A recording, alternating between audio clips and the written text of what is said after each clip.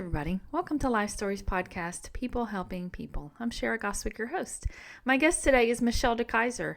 Michelle is a speaker, author, coach, and the founder of the Mama Genius Hub, where she helps moms grow purpose-filled businesses in just 15 minutes a day. We talked about motherhood. We talked about working. We talked about having these creative ideas and needing an outlet to use those ideas. She's created an incredible online community for moms to get together and talk and learn and grow.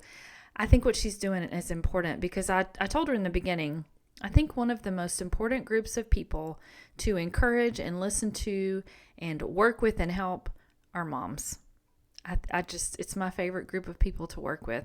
And so I love what she's doing. I think it's very important. If you know a mom that could use some encouragement, I ask you to point them to this conversation, but also to Michelle's website and to her community. I think you will find it will be very beneficial. Thanks for being here. Honestly, I mean this from the bottom of my heart. I think one of the groups of people that is most important to help are moms, because being a mom, being a parent is one of the most rewarding and one of the most difficult things you will ever do. And it's so awesome in so many ways, but it's so hard, and we need other moms. We need that encouragement. We need to know we're not the only person going through what we're going through. We need to learn from other moms. My kids are all grown now. I've raised them. I've done it, and it's hard. It's hard. I will say being a grandparent is a lot more fun. But I want you to tell your story, because I read your story and it's pretty powerful. And it seems like when you have like a mission, you're just going all in. You did a lot. I was like, oh, wow. So tell us your story, how you got started, because you didn't just wake up one day and say, I think I'm going to start a podcast for moms. There was a purpose in all of it. So how did you get started? Well, it started with just being in a fog. And it started with, and honestly, it happened in the midst of COVID as well. I feel COVID went two ways for people. People either really went in and did the inward work and came out better, or they went in angry and came out angry. Yeah. I feel like it went one way. So I really went inward. And at the time, both my father and my brother-in-law had cancer. So we had decided that we were going to at least homeschool the kids for a year. And at the same time, I was just in a fog of is this it? Is this all about motherhood? What is it? And so in the same day, September 1st of 2020, I decided to homeschool the kids as well as start a program called the 75 Hard. Some people may have heard about it. Yes. Some may have not. Yeah. And it's funny because it's the first program and probably only program, only done it once. And my daughter asked me the other day if I was going to do it again. And actually, I may consider doing it again. I just haven't done it yet. Yet it's the only program that I've ever actually stuck to. I've tried other ones and I've done other things. And this one was the one that I really stuck to. But what it was 2 45-minute workouts a day. One had to be outside no matter the weather. Right. Telling you all I'm from Wisconsin. Yeah. So let's just leave it at that. Yeah. We're talking about gallon of water, sticking to a diet, no alcohol, no sugar, reading for 10 minutes of nonfiction to learn something, whatever it is that you want to learn. Yeah. And really, though, it was really about the mindset. And I guess the hardest part for me was the food, just in terms of changing some of those habits and things like that. And also, you're supposed to take a picture of yourself every day. Now, the picture is a funny thing because when you live, and the reason you do it is because you don't see the progress if you don't take it, and then you start to see that progress. And you don't have to look at all of them, but you're just that way you don't know which ones you're going to want. Now, I finished the 75 days. Actually, let me caveat for a second. In the 75 days, my dad actually got sick, was much sicker again. And so I actually flew to Seattle in the midst of all of it, keeping with the 75 Hard. And actually, he passed during that first month of it. I was actually almost thankful for the regiment of the walks and stuff that I was taking, because it got me out of the house to clear my head. It forced me to actually do it, because I don't think I would have if I hadn't been doing that. So I finished the 75 days. And many of the days I kept thinking, because if you don't do one of the things, you're supposed to start over at day one. Oh my gosh. So then there's also 3 more phases that are 30 days each. And there's rules, you can't do the first one after, have to wait a month, different caveats, but it's supposed to take you to the full year. So you have breaks in between, but to keep up that regimen for a year. However, the other phases also include a 5-minute cold shower. They include doing visualization. They include picking 3 tasks of your choice, but doing those on top of everything else. Oh my And the goodness. last phase even includes a random act of kindness and talking to a stranger, having conversation every day with a stranger. Wow. I am not very good at that. So let me bring you to day 3 or day 25 of phase 3. So 5 days away from finishing the entire year. Yeah. I'd already talked to a stranger, already taken my 5-minute cold shower, random act of kindness, all the things, right? And I must have fallen asleep reading. I finished the reading, but I fell asleep doing it. I woke up at 2:30 in the morning and had taken the picture. Oh no. And that's what they warn you about, right? Oh my So I gosh. have this weird picture of me at 2:30 in the morning, like just in the mirror, like what the heck is going on, right? And then I was like, well, did I fail? Did I not? And you know what? That was the first time in my life. I finished out the 5 days, but as I was reflecting on it, it was the first time in my life where I actually could listen to the words. It was about the journey. Yeah. Because at that point, I was so fixated on that end date, August 31st of 2021, of finishing that entire year, right? We have these goals and these benchmarks, and all of a sudden it's like you're so fixed on that. What I realized when I was looking back, I had actually lost 45 pounds. I had Wow. actually like got energy back. I was Yeah. actually like, doing this in the midst of homeschooling with my kids and my father passing and all these things that had happened, yet I was still being consistent to myself. And that's what it was really about is Right. finding something that you can say yes to yourself about. Yeah. But when you look back and you actually listen to the words, you keep hearing the words, it's about the journey. Right. And you keep hearing them, but what do they actually mean to you? Yeah. That's what this is about. Because we will get to those benchmarks. And yes, I had friends that came over that day and we did celebrate that I finally finished. And I actually had a Starbucks for the first time in like forever that wasn't Oh like wow. sugar free Yeah. or whatever. And you have those moments and you do need to celebrate them. But at the same time, it's looking at where you're coming, and we always forget about the things that we've done. And we're just like, what's the next thing? Right. And so it is those celebration marks. And that's when I start going down this route of doing this. And so I'll take you to one more story and kind of just fast forward a couple of years, went down the entrepreneur route and all of that. When I realized that that's actually what started the entrepreneur route. I was a teacher before this, and I thought I was gonna go back to the classroom. I was even taking classes to get my reading license and doing all the thing. And so then that's when I really like, that was the start of like really me saying, I want to be an entrepreneur. And so that was the following year, right about the same time when they went back to school, I took my first business course in doing this, which was a whole other story. But we're going to fast forward a little bit to me trying to figure out when you go down the entrepreneur route, or especially as moms, when you just have this calling inside of you, right? You have this soul calling and you don't know what to do with it. A lot of times, and for you, it might resonate with this. It's like, I'd be doing the dishes and like you just feel the tears coming down. You're like, is this it? It's not that you don't love your family. It's not that you're not happy with all of those things, but like there's something inside of you that needs to be created to come out to make a difference. That your dreams, right? Not that genius inside of you, not doing that through your kids. Because a lot of us Right. will project and try to live vicariously through our kids, but what they see is you living out and doing the things that you need to do. And that's that model of it. So I'll take you to one more date, October 25th of 2023. So I've been down this route.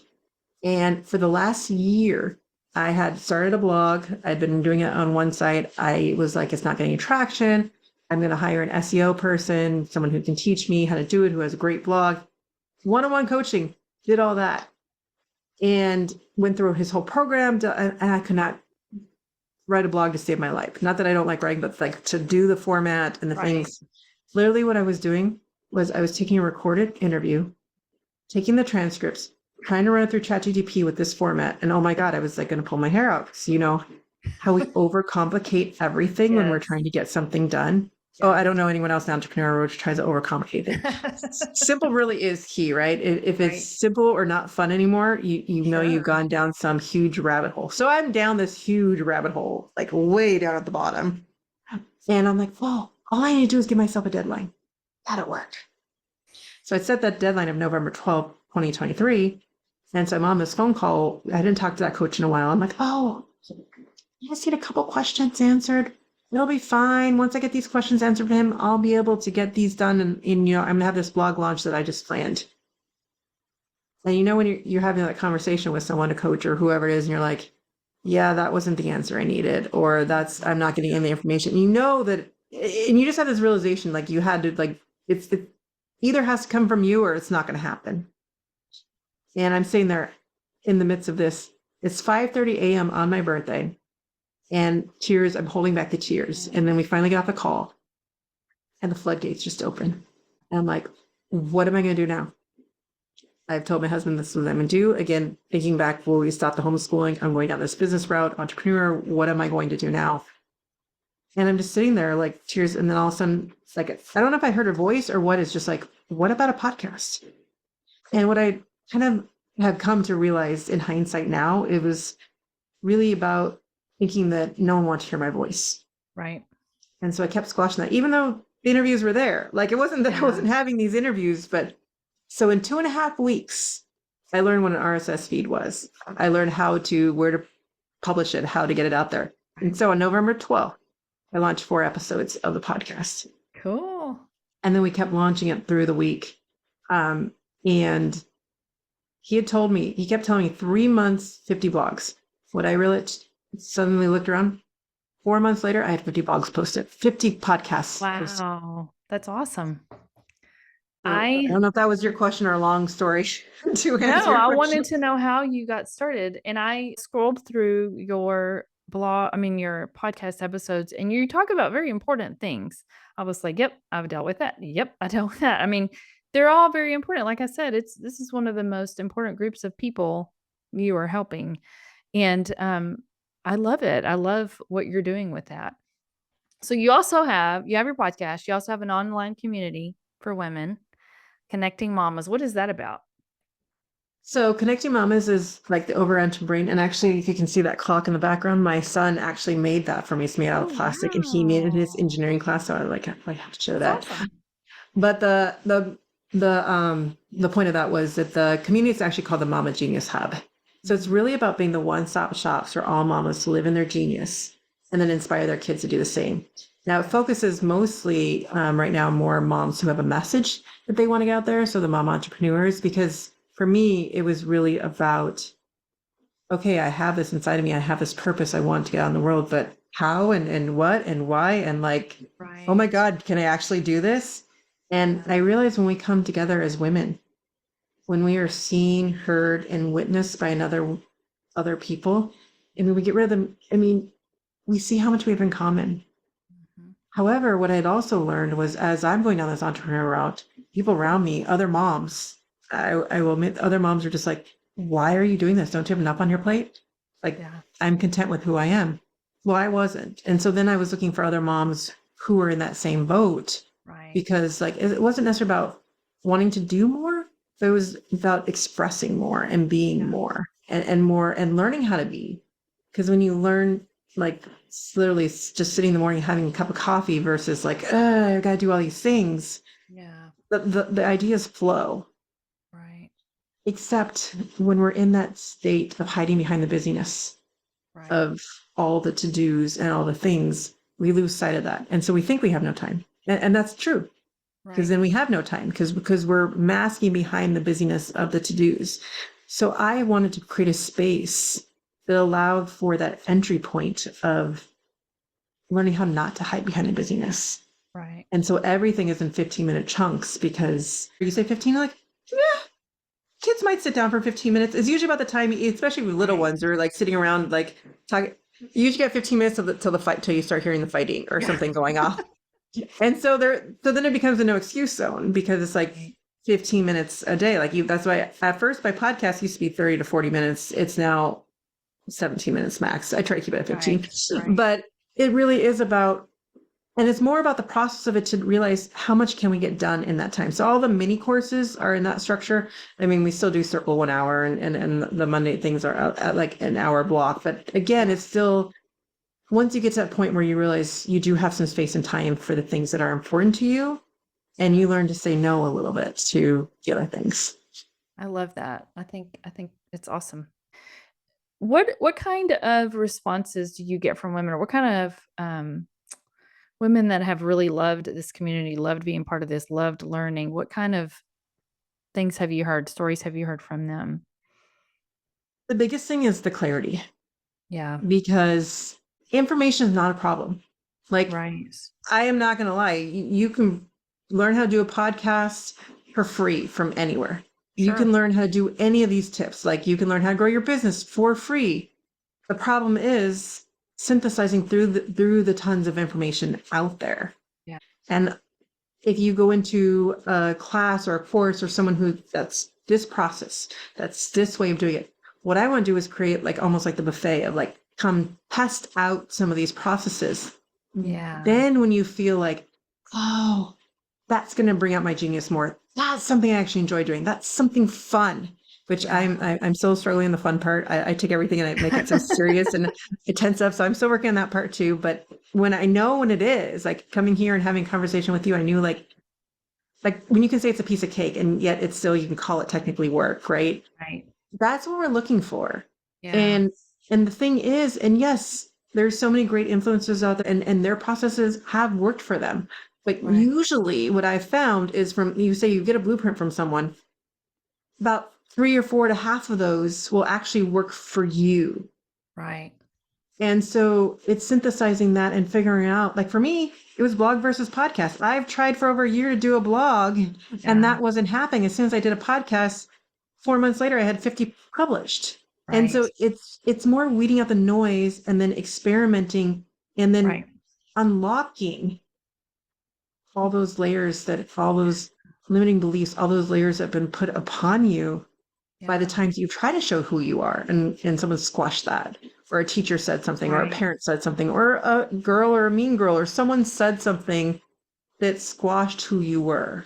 Right. And so it's coming into a community where you can express that again Yeah. and slowly till you feel confident enough in it. And then that's when you take it to the world. And that's when you go show everybody. Right. But it's when you find it with finding your tribe, whoever that is. And that's why the biggest thing. Exactly. And I was struggling so much with blogging and hadn't found it. That's why I created what I thought I needed. Yeah, I love that because I just would imagine every woman has felt that way at some point. You talked earlier about, being at home and taking care of your kids and doing the dishes and those are all so important. I mean, they just are. But I know I have thought, okay, is this it? I remember when my kids were growing up, I thought, is this all I'm going to ever do? Is just be at home and clean my house? And, every woman has felt that we all have a desire to do something. And so that's why I love this community because I think what you're doing is a beautiful thing for somebody that is having trouble with self-care. They're having trouble even just doing something for themselves. Like you talked about in the beginning, it was hard for you to do that for you. What is a practical thing they could do even today, something that is self-care for them? I like to call that like the Mama Genius reset Mhm. because it's really about even 5 minutes. Yeah. But it's really looking, we know all the things. We know that we can journal. We know that we can meditate. We know that we could dance. We know all these things. But when you hear that list or you start to look at that, you want to like maybe even put your hand on your heart to see which one. And sometimes it's hard to figure out what your gut or your heart is saying yet because you don't trust it anymore. Right. And so it's more about starting to just listen for that ping inside of you that going, I might be able to do that one. And you just pick one thing that resonates with you. And it's more about what is going to help close the noise in your head. When we come to that realization, and then we come to a place where others can help us see that. And so when you're talking about 5 minutes, though, you really need to just hone in and say, when you look at a list, can I journal? Can I draw? Can I dance? Can I just sit there with a cup of coffee? What is it that you're just kind of drawn to? And that's why I always like choose your own adventure kind of ideas. Yeah. Of just like, here's your list, just look through it. And even like, just what's the first one that jumps out at you? Because I could tell you what I do. It doesn't matter what I do. I'll be happy to share that. However, it matters. And that's the same thing why I say with the entrepreneur world. It doesn't necessarily matter what made someone else a millionaire. It's going to matter what are the steps that are going to help you get there. And if you look at that person who made the $1 million right there and you look at their journey, are you willing to do all those steps that they did? to get there. Right. And if you're not, that's not the path for you. And it's probably not the path for you because it's not your journey. Right. But that's why it's all about weeding out the noise Yeah. and coming into trusting your heart and your gut again. And Absolutely. that is the hardest part, is because we don't. And so then we'll hide behind the busyness of it all and say, oh, I just can't do that. Yeah. I think also we often think we're alone. It is just me that feels this way. It's not other people. And that's why I love that you have a community, because I know women are understanding, oh, it's not just me. Other people think this way too. And one of the things that I do in my community is called a women's circle, and it's run by principles of how we actually talk together not everything is run in a women's circle. This is definitely very special, and you have the principles of it. And what I love about that type of community is that there's no crosstalk. There's no, oh, I think you should do this. There's no advice giving in any of that. Right. It's only a place to be seen, heard, and witnessed. And what you realize when you go through this, now you're actively listening to what other people are doing rather than worrying about what you're going to say. First of all. Secondly, because you're doing that, you realize, oh my gosh, that's just like me. Oh my gosh, Yeah. like we're not so different after all. Yeah. That's so good. That's so good. Out of all the things that you've talked about on your podcast and in all your groups, and give advice and offer things for moms and maybe moms of kids that are younger than yours, what is one piece of advice you would go back and give your younger self? It's really more about what you do. Your kids Yeah. could care less what you say. The biggest thing I've learned from women's circles, though, in terms of advice to kids, is when your kids come talk to you, this is what you should do. Right. Close your mouth and purse your lips together. Like, Yeah. refrain yourself from giving advice, refrain yourself from telling them what they should do. Let them talk. If you want to say something, the one thing to do is just reiterate or make sure you understood what Yeah. they've said, and then close your mouth again. Because I guarantee you what comes next usually will be the solution to their problem, usually will Right. give them confidence in their own voice. Half the times, whatever comes next, and then my middle daughter will be like, okay, mom, you're dismissed now. I'm done with you. And I've not even said a word. People just want That's to be awesome. listened to and heard. Yeah. And you need to hear your ideas out loud to get them out of your head. Because Yeah. honestly, there's only two ways to get ideas out of your head, is to say them out loud or to write them down. Yeah. Otherwise, they're still there. Yeah. And so we need to practice that with our kids as well. And then sometimes I'll ask, well, do you want my advice? Do you want me to do anything with the other parent? Do you want me to talk to a teacher? And then they get the choice of Right. answering what they want to do. And the conversation goes from there, rather than you just being the mama bear and jumping on top of the situation. And then all of a sudden they've shut down and they've never done that second part. And they Right. probably could have solved it themselves. Yeah. That's so good. It's hard, but it's so good. All you do is just like literally just purse your lips together to remind yourself. Yeah. I do that half the time. Just like, okay, don't talk, just sit there and listen. Give them the space to share with you, whatever Sure. it is. That's all we all want. I mean, even with your Right. friends, we're Yeah. so into like trying to solve their problems. Okay, let me ask this question. How many times do you like when your husband tries to solve your problems? Oh, yeah. I have to tell him ahead of time. I just need you to listen. I don't want you to It's fix the it. same thing, and it's Right. the same thing that Yeah. we do with our Right. friends, with Exactly. everyone else. Is just all of a sudden you're being Yeah. the husband to someone else, and all of a sudden you're like, you've shut them down. Yeah. I got to get better at that. But what's your favorite thing about what you're doing? Connections. Yeah. Because that was what I was struggling the most with, was finding somewhere to belong. Yeah. And I'll even say, when I first started, and when I first started this, I thought I had this idea of matchmaking moms into like groups of fives, Oh, moms that would do yeah. play dates together, moms that could do family stuff together, all the kids Sure. would play. And I'll be honest with you, I actually create one with 4 other women. Wow. However, we have been so, or at least for me, I don't want to put any, this is removed from anyone else, but for myself, Mm-hmm. I felt like I was closed off so much that I want to belong so badly, because it's deeply ingrained in us. I mean, Oh, if you think yeah. about women, we were always the gatherers. We were always doing something. I got to take my son to Africa last year, and there was this big stone stove and the women are doing these plantains and we're helping like grind or like Wow. into these plantains and taking them out. What you would call hard work, right? They're Yeah. singing, they're dancing, they're laughing, because they're doing it together. Yeah.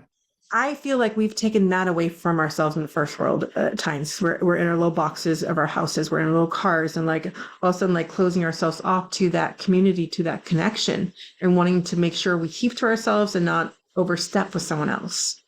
And so when I did this, when I was in this group and we're actually doing all those things, we're play dates, circle time with each other, all the things, I felt like I actually just jumped off the deep end of a swimming pool without being able to swim.